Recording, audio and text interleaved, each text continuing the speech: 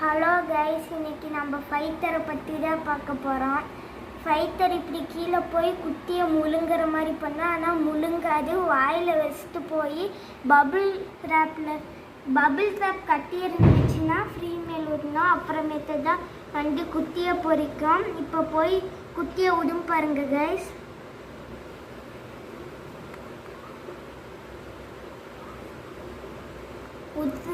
உத்துறது தெரியுதா கைஸ்? பக்கத்தில் ஃப்ரீ மேல் இருக்குது. கிரவுண்ட் டெயில் ஃப்ரீ மேல் வந்து ஃபுல் மூணு. வயிற்றில் இன்னும் எக்கோட தான் இருக்குது.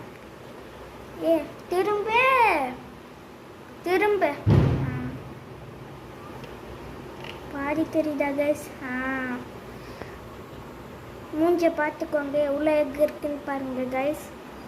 எக்கு ஆல்ரெடி வச்சு தான் இந்த மேல் பபிள் ட்ராப்பில் எல்லாம் கட்டி குத்தி போட்டிருக்கு.